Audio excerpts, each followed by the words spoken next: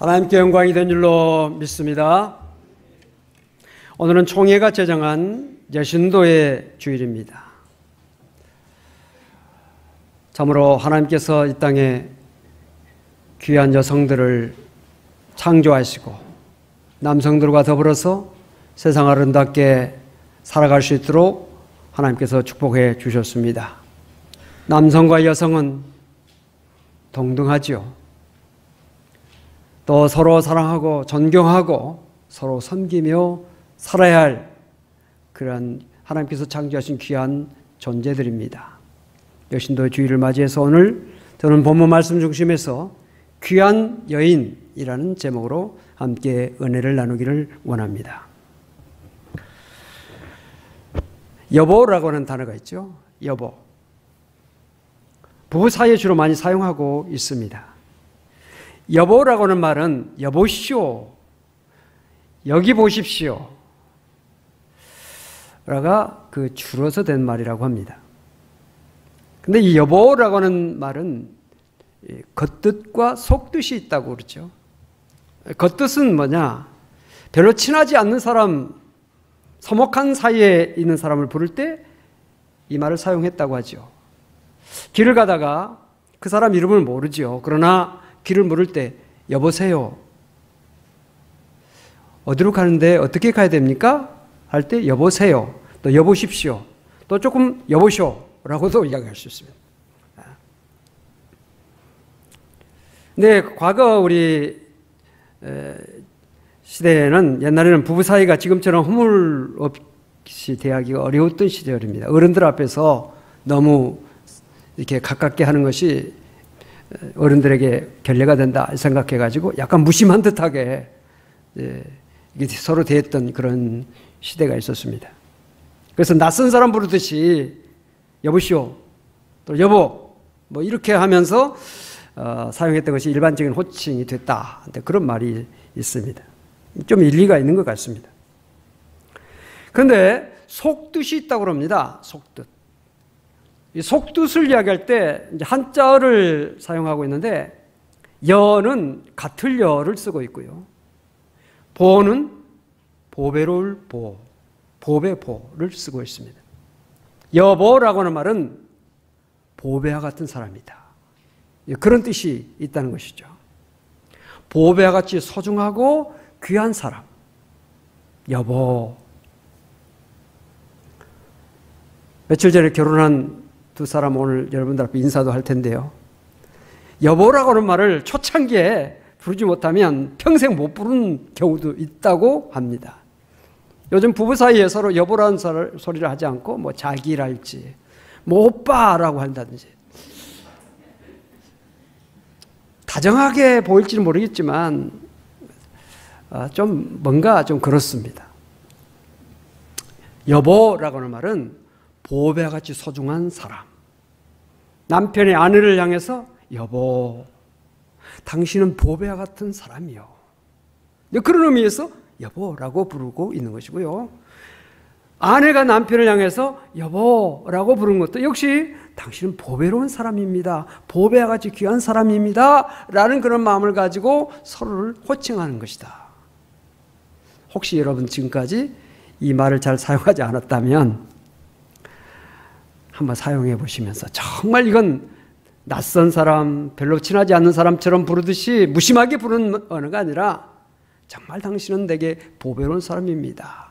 라는 고백하는 마음으로 서로 부르면 아름다운 가정, 아름다운 부부의 축복이 있게 될 줄로 믿습니다. 오늘 본문 보니까 귀한 여인이라 하는 그런 단어가 나옵니다. 귀한 여인. 아가페 성경을 보니까 귀부인으로 번역하고 있고요. 새 번역이나 공동 번역이나 현대인을 위한 번역을 보니까 부유한 여인이라 그렇게 번역하고 있습니다.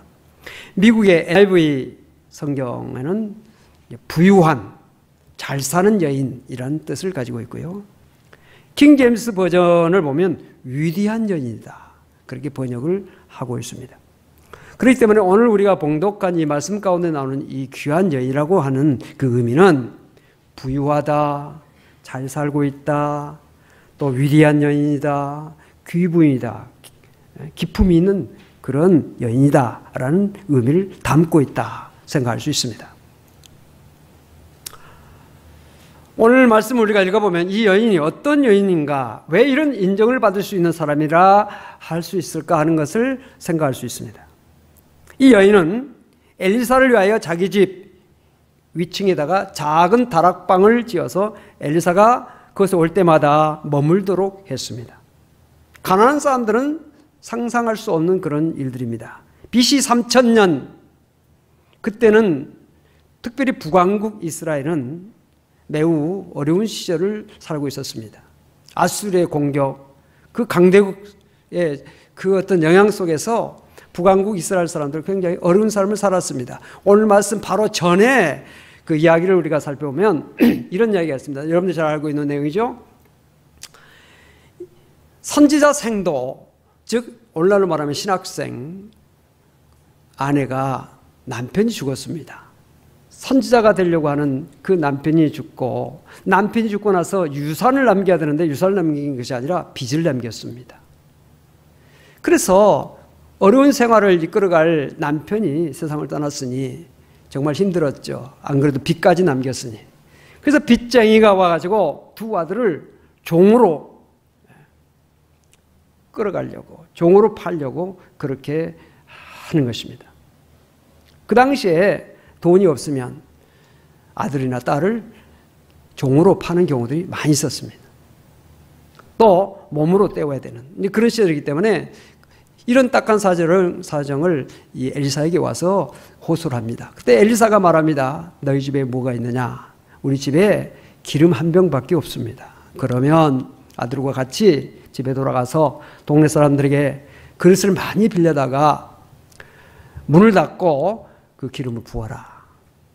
그런 말을 합니다. 그래서 이 여자가 집에 돌아가서 아들과 함께 동네 사람들에게 그릇들을 많이 빌려가지고 문을 닫고 기름을 부었더니 그 기름이 준비된 그릇에 가득 찰 때까지 계속적으로 흘러나와서 그 그릇에 가득 채웠고 그 기름을 팔아서 빚도 갚고 두 아들과 함께 살았다라고 하는 그런 내용이 본문 앞부분에 위치하고 있습니다. 그런가 하면 엘리사 시대에 너무 그 가난하고 핍절한 가운데 아들을 또는 딸을 이렇게 오늘은 우리 아들, 뭐 당신네 아들, 다음에는 내 딸, 뭐 이런 식으로 해가지고 자녀를 삶아먹는 그런 경우들이 있었다. 오죽했으면 그랬겠어요. 그러니까 굉장히 그 시대의 상황이 어려운 시절이었다는 것입니다. 그런데 이 여자는 자기 집 2층에다가 방을 들여서 나그네를 대접하는 그런 일을 한 것입니다. 그러니까 부유했다는 것이죠.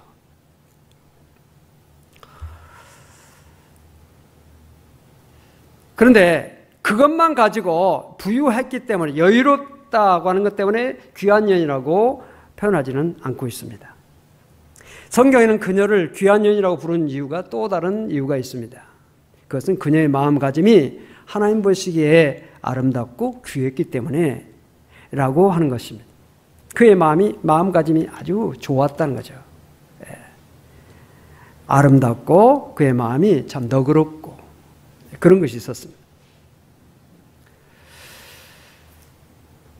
이산이라고 하는 드라마가 방영된 적이 있었는데요.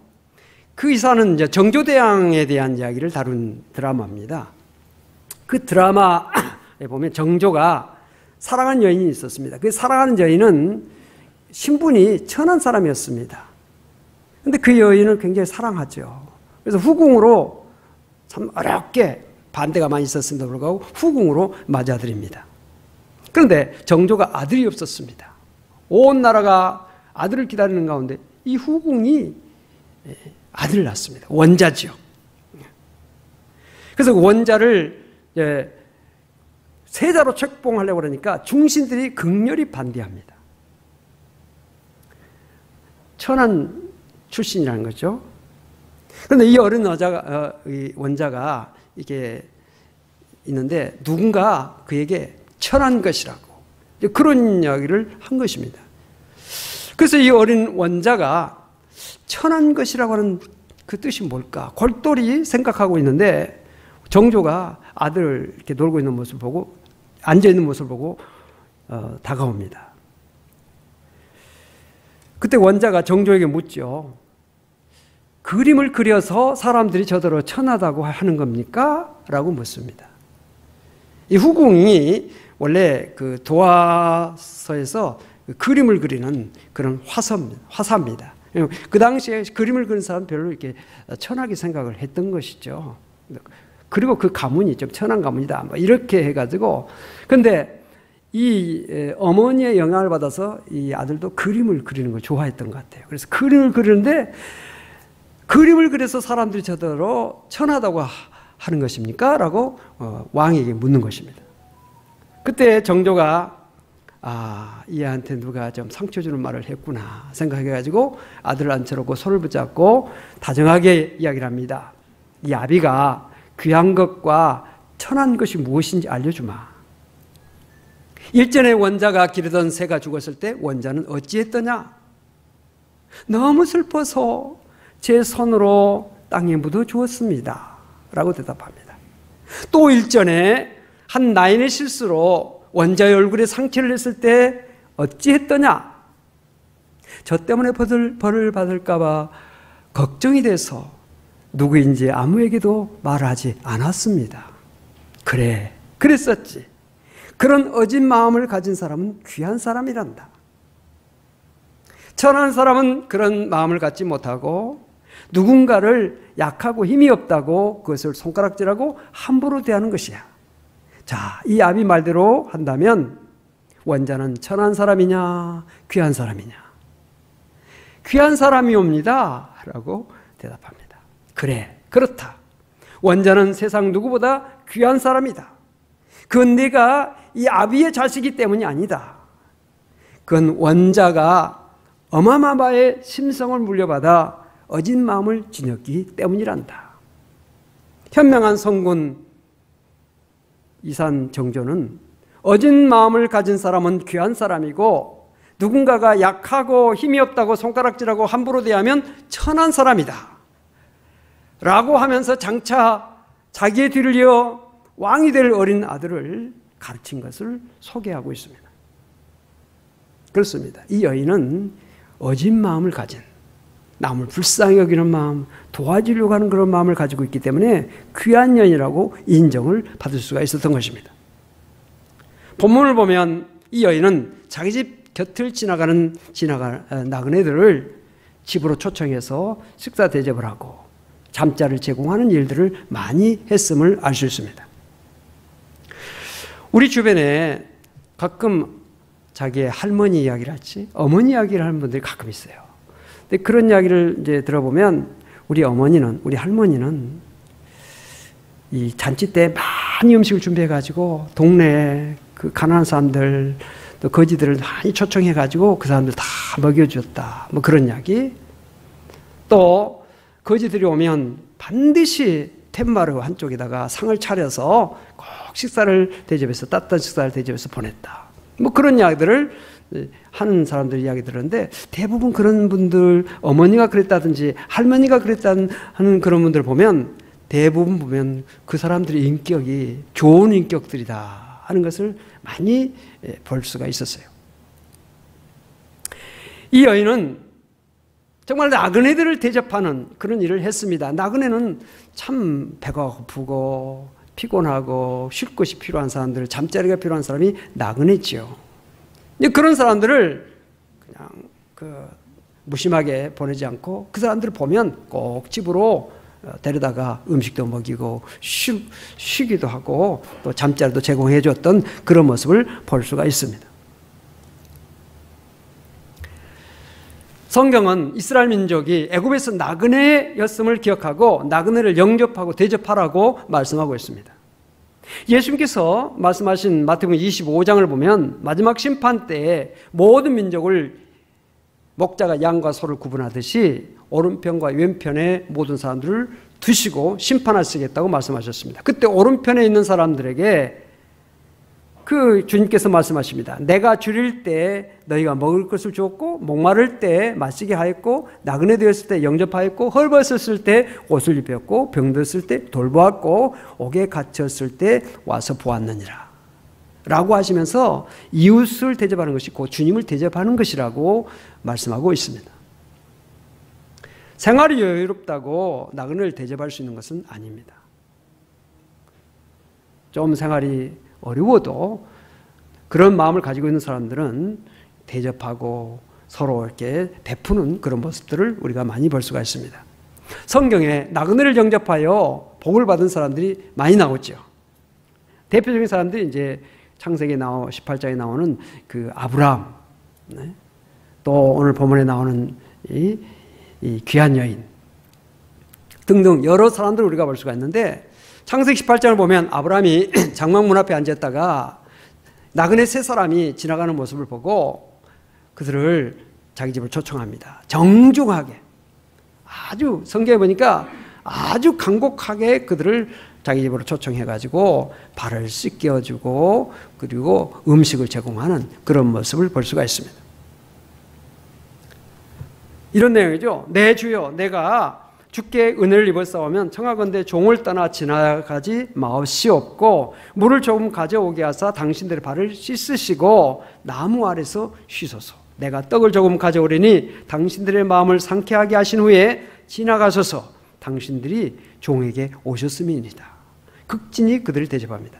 이런 아브라함의 모습을 히브리서 13장 2절에 보니까 손님 대접하기를 잊지 말라. 이로써 부지 중에 천사들을 대접한 이들이 있었느니라. 이 여인도 그냥 지나가는 나그네를 대접했는데 알고 보니까 그 사람이 하나님의 귀한 종, 하나님이 쓰시는 선지자였다는 것이죠. 아브라함이 이렇게 나그네를 대접했다가 어떻게 됩니까? 지금 그 자기 아들처럼 여기고 있는 조카 롯이 살고 있는 소돔성을 하나님께서 심판하신다는 정보를 얻지요. 천사들 통해서 그걸 알게 됩니다. 그 하나님의 비밀을 듣게 되는 것입니다. 그래서 그 성읍이 멸망하지 않도록 하기 위해서 간구할 수 있는 기회를 얻게 됐습니다. 그 성이 너무 죄가 많아서 멸망당할 수 없었지만은, 그러나 나중에 그 조카 롯은 그리고 그 딸들은 구원을 받는 그런 축복을 받을 수가 있었습니다. 오늘 본문에 나오는 이 여인 엘사를 극진히 대접했는데 어떻게 됐습니까? 자녀가 없었어요. 남편은 너무 늙고 결국 하나님의 은혜로 자녀를 얻게 되는 그런 축복을 받게 됐던 것을 볼 수 있습니다. 나그네 대접하는 것, 이웃사랑이죠. 이웃은 멀리 있는 것이 아니라 가까이 있습니다. 내 손만 뻗으면 닿을 수 있는 곳에 있는 사람이 가까운 이웃인 것입니다. 이웃사랑으로 돌보는 사람, 이웃의 어려움을 살필 줄 아는 사람이 귀한 사람이라 하는 것을 오늘 말씀에 교훈해 주고 있습니다. 바로 옆에 있는 사람을 사랑하지 못하고 이웃을 사랑한다고 하는 말은 어불성설이죠. 가까이 있는 사람, 내 가장 가까이 있는 사람이 누굽니까? 남편과 아내, 아들과 딸, 부모, 형제. 가장 우리가 가깝게 하고 돌봐야 될 사람이 내 가족이라는 사실입니다. 그 가운데서 부모, 날 낳아주시고 길러주신 부모를 공경하라. 이건 첫 번째 가는 계명이다. 성경은 그렇게 말씀하고 있죠. 내 부모를 사랑하지 못하고 공경하지 못하면 어찌 다른 이웃을 사랑할 수 있겠어요? 이건 부모, 형제를 우리가 사랑하고 돌보지 못하면 다른 사람 돌보고 다른 사람 사랑한다고 하는 것은 어불성설이라는 것이죠. 어진 마음으로 이웃의 어려움을 살피고 돌볼 수 있는 사람, 귀한 사람이다. 우리 사랑하는 여신도 여러분들, 참 여성들에게만 주어지는 그 섬세함, 그리고 따뜻한 마음, 남을 불쌍히 여기는 배려하는 마음, 이것은 물론 남성들도 있지만 여성들에게 오히려 그것이 더 많은 것 같아요.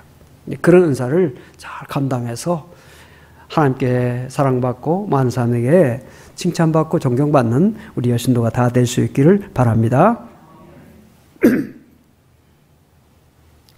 여신도주의라고 해서 여신도만 설교 듣고 여신도들에게만 주신 말씀을 생각하면 여러분들 아닙니다.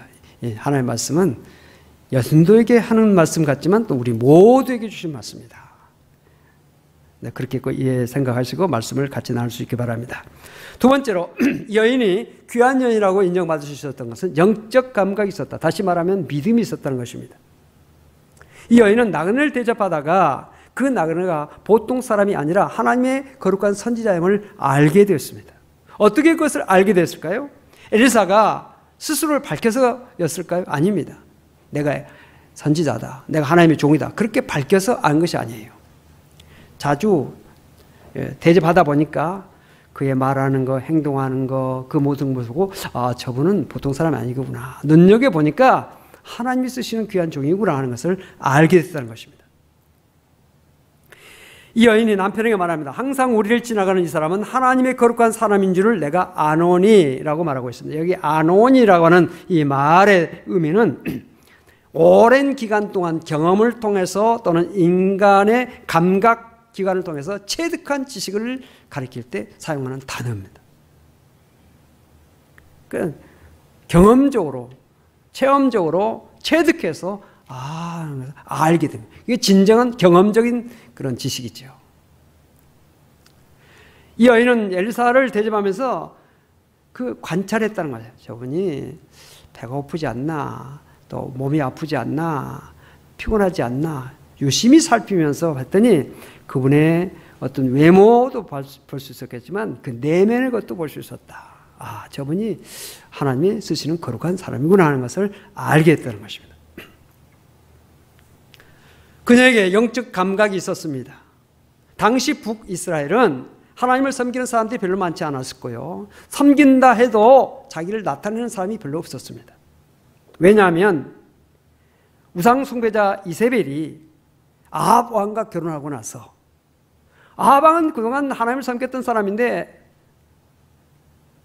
이 이세벨과 결혼하고 난 다음부터 이세벨이 우상 숭배자, 우상 제사장의 딸이거든요. 그러니까 우상을 가지고 들어왔습니다. 그래서 왕궁뿐만 아니라 전국 곳곳에 우상을 세우고 우상을 섬기게 하고 우상을 장애했고요. 여호와의 종들, 하나님을 믿는 사람들은 기회만 있으면 처단했습니다. 그래서 그 땅에 있는 모든 사람들을 다 죽이기 시작했어요. 이 하나님의 선지자들 죽이기 시작했습니다. 열왕기상 19장을 보면 여러분 우리가 불의 사자, 불의 선지자라고 하는 엘리야 있잖아요. 대단하다는 생각. 그런데 그 엘리야가 두려움에 빠져서 호렙산 굴 속에 숨어 있었어요. 숨어있는 엘리야를 하나님께서 찾아가셔서 엘리야를 부르십니다. 엘리야야, 내가 어찌하여 여기 있느냐라고 하나님께서 그를 찾아 부르셨습니다. 그때 엘리야가 뭐라고 대답합니까? 내가 만군의 하나님 여호와께 열심히 유배를 하오니 이는 이스라엘 자손이 주의 언약을 버리고 주의 제단을 헐며 칼로 주의 선지자들을 죽였으며며 오직 나만 남았거늘 그들이 내 생명을 찾아 빼앗으려 하나이다. 많은 선지자를 다 죽이고 나만 남았는데 나까지도 죽이려고 하고 있습니다. 그래서 두려워서 숨어 있습니다 라는 대답을 하는 것입니다. 그러니까 얼마나 영적으로 어두운 때였겠습니까? 그런데 이 여인은 엘리사를 보면서 이 사람이 거룩한 사람이다, 하나님의 종이다는 것을 알았어요. 영적인 감각, 믿음이 있었기 때문에 본 것입니다. 그걸 알게 된 것입니다. 하나님께로부터 귀한 사람으로 인정받을 수 있는 사람은 어떤 사람이냐? 세상 사람들의 풍조에 휩쓸리지 않고 오직 하나님 말씀대로 믿음으로 살려고 힘쓰는 사람, 이런 사람이 귀한 사람인 것입니다. 로마서 12장 2절을 보니까 너희는 이 세대를 본받지 말고 오직 마음을 새롭게 함으로 변화를 받아 하나님의 선하시고 기뻐하시고 온전하신 뜻이 무엇인지 분별하도록 하라. 자, 여자가 아이가 없죠. 그 당시 우상이 무엇입니까? 바알과 아세라입니다. 바알과 아세라는 어떤 신입니까? 다산의 신이고요, 풍요의 신입니다. 그러니까 아이를 갖지 못한 이 사람에게 있어서는 사람들이 권했겠죠. 바알 신을 섬기면 다산, 풍요로운 신이니까 아이를 갖게 될 수 있어. 부자가 될 수 있어. 섬겨. 너가 정신이 있어 없어? 너에게 가장 중요한 문제가 그거 아니야? 하면서 주변 사람들이 그에게 권면도 했겠고 그런 유혹이 많이 있었을 것입니다. 근데 이 여인은 우상 또는 그런 것에 마음을 뺏기지 않았습니다. 온통 세상 사람들이 다 우상을 섬기고 곳곳에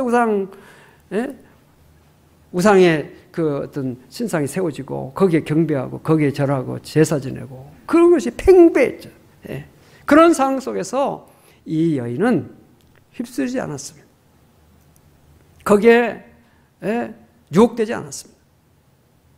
오늘 코로나19 이 상황 속에서 모든 사람들이 다 두려워하고 힘들어하고 고통스러워하고 있는 이런 상황 속에서 우리가 신앙생활을 한다고 하는 것이 쉬운 일이 아닙니다. 세상 사람들이 지금 다 여기에 지금 관심을 너무 많이 가지고 있고 거기에 지금 빠져 있고 그것만 지금 관심하고 있어요. 신앙생활 한다고 하는 것이 쉬운 일이 아닙니다. 근데 이 여인은 어떻게 하면 하나님이 기쁘시게 할까? 어떻게 하면 하나님께서 원하시는 삶을 살까? 여기에 늘 관심을 가졌어요. 오늘 거룩한 주일을 맞이해서 우리가 하나님 앞에 우리가 마음을 가져야 될 마음이 무엇이겠습니까? 어떻게 하는 것이 하나님을 기쁘시게 하는 것일까? 어떻게 하는 것이 하나님이 원하시는 삶을 사는 것일까? 이 생각을 하면서 예배도 드리고 우리의 가정생활, 직장생활, 사업의 모든 삶을 사는 것. 이것이 오늘 우리 그리스도인들이 가져야 될 마땅한 삶의 자세가 아닌가 하는 생각을 하게 되는 것입니다.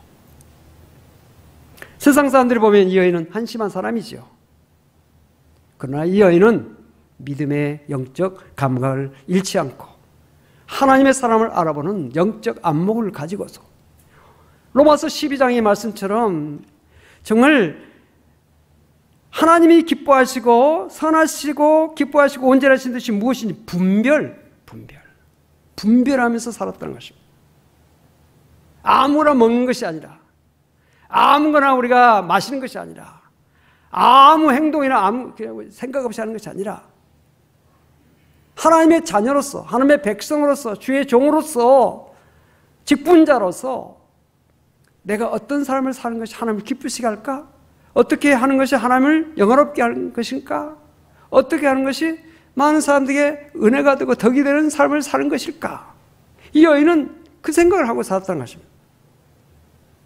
그래서 어려운 사람들을 돕고 그들을 살피고 그런 가운데 귀한 여인이라고 하는 그런 칭호를 받을 수가 있었던 것입니다. 사랑하는 성도 여러분, 물질이 있다고 다 귀하게 여김받는 것이 결코 아니지요. 물질이 없어도 귀하게 여김받는 사람, 존경받는 사람이 될 수 있어요.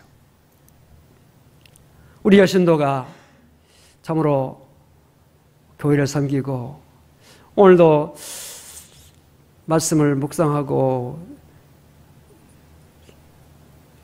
전에 올라오면서 우리 성도들, 우리 여신도들의 손길들이 이 재단을 여러 가지 가꾸고 있다.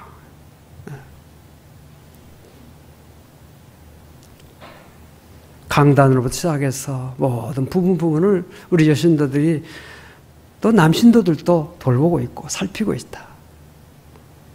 귀한 손길들이다. 사람은 다 볼 수 없습니다. 우리 눈에 잘 띄지 않지만 하나님이 다 알고 계시고 하나님께서 다 살피시고 하나님께서 인정하시는 그런 우리 여신도, 우리 남신도 귀한 분들이죠. 우리 가정에서 부부가 서로 여보, 당신은 보배 같은 사람이요 라고 호칭을 하듯이 교회 안에서도 집사님, 권사님, 장로님 서로 호칭하면서 하나님의 귀하신 종, 하나님께서 귀하게 쓰시는 종, 이런 마음의 존경과 그런 마음을 가지고 서로를 대하면 우리 교회가 더 아름다운 교회, 우리 한국 교회가 더 아름다운 그런 교회, 한국 사회뿐만 아니라 이 땅의 많은 사람들에게 아름다운 향기를 나타내는 교회 성도 될 수 있다. 이런 생각을 하게 되는 것입니다. 서로 존중하고 배려하고 사랑하고 서로 살피는 그런 역사가 우리 여신도 또 남신도 우리 모두에게 함께 하시고 이 시대가 참으로 어려운 시대인데 이런 어려운 시대가 교회가 사회를 생각하면서 이 나라 민족을 생각하면서 책임감을 가지고 하나님께서 어떻게 하는 것이 기뻐하신 일일까? 하나님께서 어떻게 하는 것이 하나님께서 원하시는 것일까? 이것을 늘 생각하면서 우리의 삶을 사는 것이 복된 삶이 된다는 것을 여러분들에게 말씀드리고 싶습니다. 잠언서 31장 10절에 누가 현숙한 여인을 찾아 얻겠느냐? 그의 값은 진주보다 더하니라. 현명하고 정말 좋은 그런 사람. 이건 여자만 되겠어요? 남자도 마찬가지. 현숙한 여자만 되겠어요? 남자. 현숙한 사람을 찾아 얻는 것, 진주보다 더하다. 진주보다. 고운 것도 헛되고 거짓되고 아름다운 것도 헛되나 오직 여호와를 경외하는 여자는 칭찬을 받을 것이라. 미도 지나가죠. 아름다운 것도 헛되다 그랬습니다. 여러분 80 그렇게 해보세요. 그가 거기입니다. 그가 거기. 젊었을 때 헬스하고 운동하고 몸 빼고 다이어트하고 열심히 피부 미용하고 나이 들어보세요. 비슷해요. 비슷해요. 중요한 것은 마음, 믿음으로, 사랑으로 남을 배려하고 이해하고 용서하고 그런 마음으로 가득한 사람은 그의 인격이 더욱더 빛나는 인격, 더욱 보배와 같이 아름다운 그런 모습을 가진 사람으로 늘 새로워질 수가 있는 것입니다. 우리의 겉사람은 후패하나 우리의 속은 날로 새롭다고 하는 말씀이 바로 거기에 있죠. 진정한 인간의 아름다움은 외모에 있는 것이 아니라 내면에 있다 하는 것을 우리가 기억하면서 우리 모두 다 귀한 사람, 하나님께 인정받고 많은 사람들에게 사랑과 존경받는 우리 모든 성도가 될 수 있기를 주 이름으로 축복합니다. 기도하겠습니다. 하나님 감사합니다. 오늘 여신도의 주일을 맞이해서 사랑하는 우리 여신도들 교회에서 많이 봉사하고 헌신하고 이웃에게 사랑을 베풀고 은혜를 베풀며 그리스도의 향기를 나타내시는 은총을 주신 것 감사합니다. 우리 남신도들도 역시 가정에서 직장에서 일터에서 하나님의 영광 나타내며 살 수 있도록 도와준 것 감사합니다. 우리 모든 성도들 참으로 귀한 사람, 존경받는 사람, 많은 사람들에게 추앙받는 사람, 칭찬받는 사람 다 될 수 있도록 하나님 은혜를 베풀어 주시옵소서.